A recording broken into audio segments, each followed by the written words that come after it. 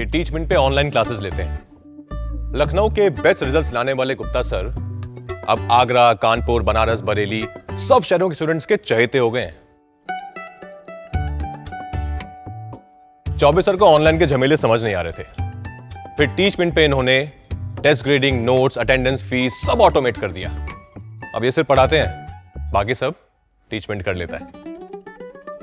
और ये मैं हूं, अभी शुरू किया है, पर टीचमेंट के साथ बड़े सपने देखना भी आसान सा लगता है।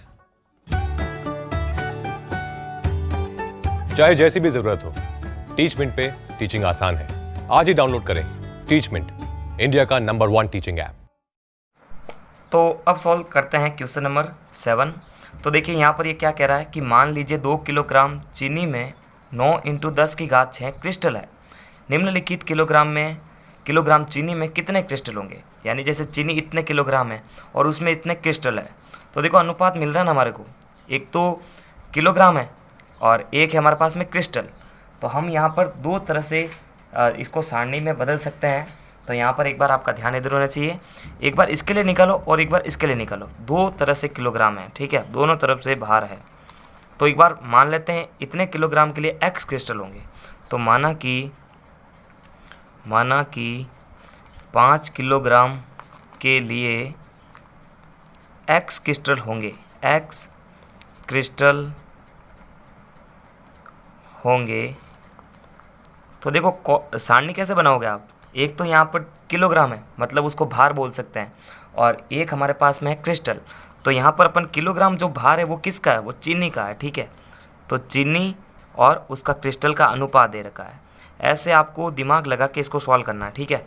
तो चीनी हमारे पास में 2 किलोग्राम है, तो 2 ही रहने दो आप। क्रिस्टल हमारे पास में 9 × 10 की घात 6। अब ये कह रहा है कि 5 किलोग्राम जब भार होगा तो क्रिस्टल कितने होंगे। तो भार के सामने भार आएगा, तो 5 किलोग्राम। अब क्रिस्टल की संख्या इसके लिए निकालने, तो यहाँ पर x लिया। तो देखो यहाँ पर हमारे पास में सारणी तैयार है। अब क्या करना है हमारे को, देखो ऐसे क्वेश्चन को जो है आपको इस फॉर्मूले से सॉल्व करते हुए बताना है। अर्थात यहाँ पर लिख देना, अर्थात कैसे सॉल्व करते हैं कि x1 बट्टा y1 बराबर x2 बट्टा y2, ठीक है। इस तरह से इस फॉर्मूले का यूज हमारे को करना पड़ता है। यानी हम इसको x1 y1 x2 y2, ठीक है। तो इसको अपन इस चारों कॉलम को जो है या फिर इन चारों जो मान है इनको इस तरह से लिखेंगे अपन। तो देखो 2 बट्टा 9 × 10 की घात 6 बराबर 5 बट्टा x। अब मैं क्या करूँगा, x को इधर ले आऊँगा, x की जगह पे 2, इसको इधर, ताकि हमारे को x का मान निकालना या उसमें आसानी रह जाए। तो x तो इधर आ गया 5 और ये इधर इंटू गया, वज्र गुणा कर रहे हैं, ठीक है। और यहाँ पर 2 आ चुका है। तो देखो 5 × 45 × 10 की घात 6 भट्टे के अंदर है 2। अब देखो इसका इसमें भाग देंगे तो ये तो हो जाएगा 22.5 × 10 की घात 6। अब देखो ऐसे जो मान होते हैं ना वो मानक रूप में हमारे को लिखने पड़ते हैं। मानक रूप का मतलब कि कोई संख्या में पहली संख्या के बाद में पॉइंट लगना चाहिए। तो ये 22.25 है, इसको 2.25 बनाना। तो हम क्या करेंगे, ये पहले हटा देंगे। ये हटाने पर पॉइंट के बाद में एक के बाद में उतने जीरो जितने पॉइंट के बाद में संख्या थी। तो पॉइंट के बाद में एक संख्या थी तो 10 लिख दिया मैंने। अब देखो इसको 2.25 बनाने के लिए 2 जीरो नीचे होने चाहिए, है ना। अगर एक जीरो यहाँ से बढ़ा रहा है इसका मतलब ये 10 से गुणा हो रहा है। तो जब 10 से नीचे गुणा कर रहे हो तो 10 से ऊपर भी गुणा होना चाहिए। जितने 10 नीचे गुणा किया ऊपर वाले में इतना होना चाहिए। तो देखो इससे तो ये 2 अंक पीछे से छोड़कर एक लग जाएगा 2.25। और ये देखो घातांक के नियम से 10 की घात आधार बराबर हो तो घातें जुड़ जाती है, तो 6 और 1 7, तो इसका मतलब 10 की घात 7। तो इस तरह से इसका आंसर निकल जाएगा। अब देखो जो दूसरा वाला है ना उसके अंदर भी सेम तरीका ही है।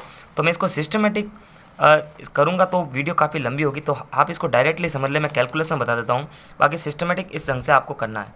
तो अब की बार यहाँ पर 1.2 किलोग्राम है, तो हम इसको देखो डायरेक्ट कर रहे हैं यहाँ से कि 2 का तो 9 × 10 की घात 6 होगा। तो ये कह रहा है अब की बार यहाँ पर 5 की जगह 1.2 हो जाएगा और x की जगह पे x ही रहेगा। तो यहाँ पर x अब की बार 1.2 किलोग्राम लिखने की आवश्यकता नहीं है, क्योंकि गुणा हमेशा संख्या का ही होगा। तो x को इधर, इसको इधर और इसको इधर, ठीक है। तो x बराबर 1.2 × 9 × 10 की पावर 6 बट्टे के अंदर है 2। अब देखो इसको कैसे सॉल्व करते हैं। हम क्या करेंगे, ये इसको हटा देंगे और पॉइंट के बाद में जितनी संख्या उतने एक के बाद में 0, ठीक है। अब देखो 2 छक्के 12 और 9 छंग 54 इंटू 10 की घात 6 बट्टे के अंदर है 10। इसको दशमलव में बदल देते हैं। दशमलव मानक रूप का मतलब क्या होता है कि एक संख्या के बाद में पॉइंट लगना चाहिए। तो देखो 5.4 इंटू 10 की पावर 6, इसमें तो कोई चेंज करने की आवश्यकता है ही नहीं, कारण कि एक संख्या के बाद में दशमलव है जो कि एक मानक रूप है। तो हमारे पास में जो है 5.4 इंटू 10 की पावर 6 इसका आंसर आ जाएगा। अब अगला वाला करते हैं। तो यहाँ पर देखिए रश्मि के पास एक सड़क का मानचित्र है जिसमें पैमाना 1 सेंटीमीटर दूरी 18 किलोमीटर निरूपित करता है। वह उस सड़क पर अपनी गाड़ी से 72 किलोमीटर की दूरी तय करती है, तो उसके द्वारा तय की गई दूरी मानचित्र में क्या होगी। यहाँ पर कौन सी दो चीज़ें दे रखी है, एक दे रखी है किलोमीटर में दूरी और एक दे रखी है सेंटीमीटर में दूरी, ठीक है। तो किलोमीटर और सेंटीमीटर का अनुपात और अगली बार भी किलोमीटर और सेंटीमीटर का अनुपात। तो यहाँ पर देखो माना कि ये यहाँ से यहाँ तक चीज़ ज्ञात करनी है, तो यहाँ पर लिखते हैं अपन माना कि तय की गई मानचित्र दूरी x सेंटीमीटर है, क्योंकि ग्राफ या फिर मानचित्र में अपन सेंटीमीटर में ही तो मापते हैं। तो यहाँ पर सारणी कैसे बनेगी, देखो एक चीज़ है किलोमीटर की और एक है सेंटीमीटर की। तो देखो 18 का 1 सेंटीमीटर के साथ में अनुपात है, तो 18/1। अगली बार इसने कहा 72 किलोमीटर, तो किलोमीटर के आगे किलोमीटर, यानी ये चीज़ ज्ञात करनी है जिसको हमने x माना है। तो हमारे पास में सारणी तैयार है। अब वो फॉर्मूला लगाना है जो सीधे अनुपात के लिए होता है कि x1/y1 x1/y1 x2/y2। ऐसे नहीं याद हो रहा तो सिंपल x1 के सामने x2 होगा, y1 के सामने y2 होगा। तो इसका मतलब ये जो चारों चीज़ें ना, इसको अपन x1 y1 इन सभी को मानना है। तो 18/1 बराबर 72/x। x को इधर शिफ्ट कर दो, 18 को इधर और इस 1 को इधर करेंगे। तो देखो x तो अपनी जगह पे आ गया, मतलब इस पर आ गया, और 72 तो अपनी जगह पे है। ये 1 इसे इंटू होगा तो 72 ही बनेगा, 18 इसके नीचे आ जाएगा। इन दोनों ने अपनी जगह चेंज कर दी, ठीक है। तो देखो 18 चौक 72, तो x की जो वैल्यू आ गई है वो 4 सेंटीमीटर आ चुकी है। क्वेश्चन नंबर 9 वेरी इंपॉर्टेंट है। एक 5 मीटर और 60 सेंटीमीटर ऊंचे ऊर्ध्वाधर खंभे की छाया की लंबाई 3 मीटर 20 सेंटीमीटर है। तो उसी समय पर ज्ञात कीजिए एक ऊंचे अन्य खंभे की जब ऊंचाई दे रखी है तो उसकी छाया निकालनी है, और सेकंड में इसका उल्टा है कि ऊंचाई ज्ञात करो जब छाया की लंबाई दे रखी है। तो यहाँ पर इसका अनुपात इसके साथ में है। तो कौन सी दो चीज़ें हैं, एक तो है खंभे की ऊंचाई और एक है उसकी छाया। तो ऊंचाई और छाया का अनुपात दे रखा है। तो यहाँ पर अपन क्वेश्चन नंबर फर्स्ट के लिए, ये क्वेश्चन इंपॉर्टेंट इसलिए क्योंकि इसमें कैलकुलेशन के अंदर बहुत सारी समस्या आ रही है। तो देखो किस तरह से कैलकुलेशन करते हैं, यहाँ पर आपको मेरे साथ में बने रहना है, तब जाकर आपको जो है ये बहुत ही अच्छी तरह से माइंड के अंदर फिट होने वाला है। तो देखो माना कि अब एक चीज़ आपको मैं समझा दूँ, एक चीज़ मीटर में है, एक चीज़ सेंटीमीटर में है। तो मीटर वाली चीज़ को तो पूरा लिखना है, उसके बाद जो सेंटीमीटर वाली चीज़ है इसके आगे पॉइंट लगाते हुए सेंटीमीटर को हटा देना है, और जो संख्या सेंटीमीटर के आगे है वो पॉइंट में लिख देनी, यानी 10.50, इसका 5.16 मतलब 5.60, 3.20, इस तरह से इसको लिखना आना चाहिए।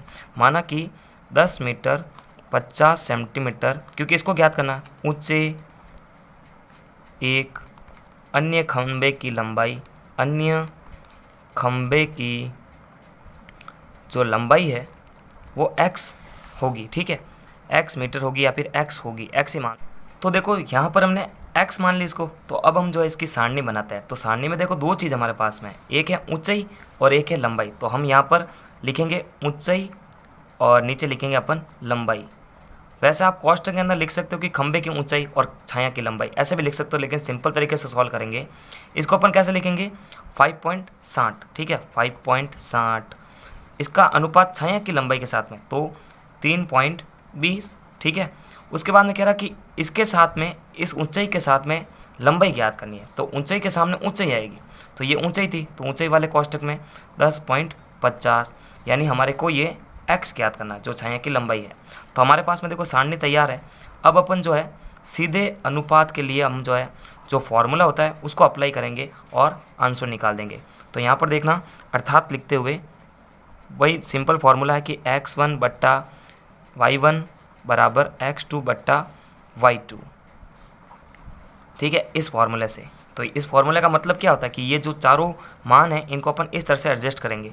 तो 5.60 बट्टा 3.32 इंटू 3.20 इंटू माफ़ करिएगा, बराबर का चिन्ह है x2 10.50 बट्टा के अंदर है x, ठीक है। यानी इन चारों मानों को इस तरह से एडजस्ट करना है। अब अपन इसको तो इससे गुणा कर देंगे और इस x की जगह, इन दोनों की जगह एक दूसरे की जगह को चेंज कर देंगे। x इधर 5.60 नीचे की तरफ, तो देखो 10.50 इंटू 3.20, यहाँ पर तो x आ जाएगा और बट्टे के अंदर x की जगह पे 5.60 आ जाएगा, ठीक है। अब देखो इसको कैसे सॉल्व करना है, ध्यान रखना यहाँ पर बहुत ही इंपॉर्टेंट है। तो देखना, हमेशा एक चीज़, जैसे पॉइंट हटने के बाद में जितनी संख्या पॉइंट के बाद में उतनी संख्या एक के पीछे अगर अंश में है तो हर में नीचे गुणा होते बताना है। तो देखो ये जैसे ही पॉइंट हट गया तो नीचे 100 आ गया, ये जैसे ही पॉइंट हटा तो नीचे 100 आ गया। अब देखो ये जैसे ही पॉइंट हटेगा तो ये हर में है तो अब की बार अंश में जाकर इंटू हो गया, ठीक है। जब अंश में था तो हर में आ गए 100 और जब हर में था तो अंश में चले गए, उतने ही जीरो जितने पॉइंट के बाद में संख्या है। तो देखो 100 को काट देगा। अब देखो ये जीरो इस जीरो को भी काटेगा, इस जीरो को भी काटेगा। तो देखो 105 इंटू 32 बट्टे के अंदर है 560, पॉइंट हटने पर वो नॉर्मल संख्या हो जाती है। अब देखना इसको कैसे सॉल्व करूँगा मैं।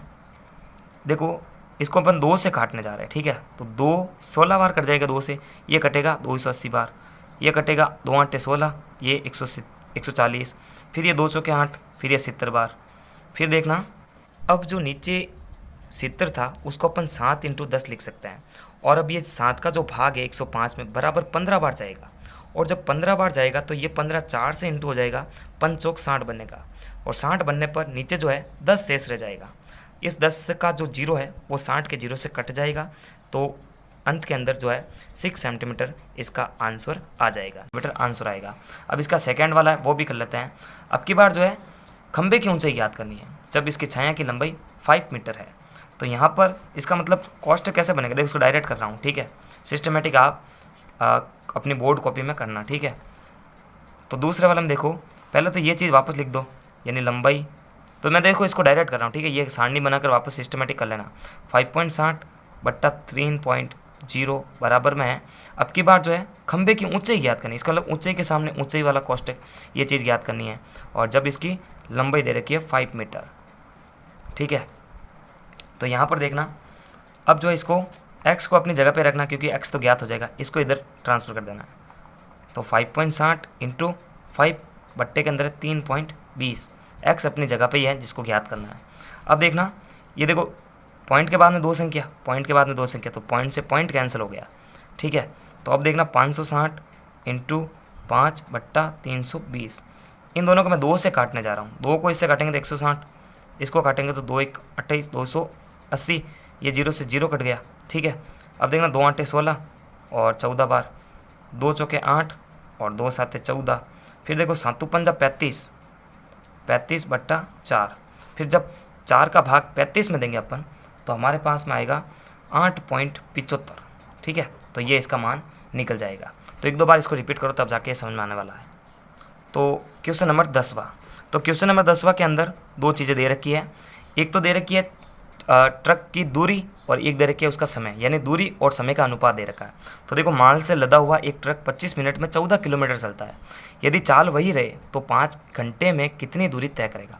तो माना कि 5 घंटे में x मानना पड़ता है, 5 घंटे में x दूरी तय करता है, x दूरी तय करता है, ठीक है, x दूरी तय करता है। तो सारणी कैसे बनेगी, एक तो दे रखी है दूरी और एक दे रखी है समय। दूरी दे रखी है और समय दे रखा है। तो दूरी दे रखी है 14 किलोमीटर जब 25 मिनट का समय लगता है, तो 14 बट्टा 25 मिनट। अब देखो यहाँ पर ये कह रहा कि 5 घंटे में, इसका मतलब समय के सामने समय आएगा, लेकिन उससे पहले भी आप दिमाग लगाओ, एक चीज़ है मिनट के अंदर, एक चीज़ है घंटे के अंदर, तो दोनों को सम्मान करना पड़ेगा। तो हम क्या करते हैं, यहाँ पर 5 घंटे को मिनट में बदल देते हैं। तो 1 घंटे में कितने मिनट होते हैं, 60 मिनट।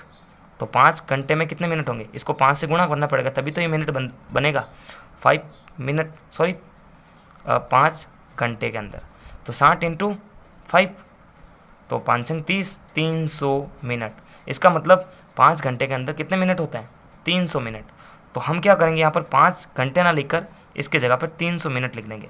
300 मिनट के अंदर कितनी दूरी तय करेगा? तो x दूरी तय करेगा। तो इस तरह से हमारे पास में सारणी तैयार है। ये चीज़ समझ में आनी चाहिए, क्योंकि 1 घंटे के अंदर 60 मिनट होते हैं, तो 5 घंटे के अंदर 300 मिनट होता है। तो यहाँ पर एक संकेत देते हुए सॉल्व करना है, ऐसे तो डायरेक्ट हो जाएगा। तो अब जो है अर्थात लिखते हुए यहाँ पर लिखेंगे अर्थात x1 बट्टा y1 बराबर x2 बट्टा y2। इसका यूज़ करेंगे।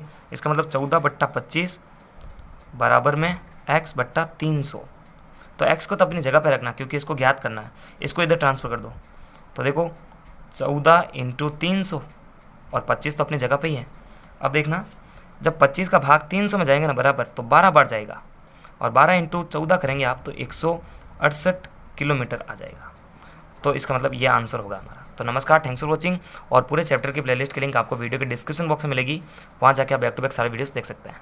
तब तक के लिए लाइक, सब्सक्राइब और शेयर करें।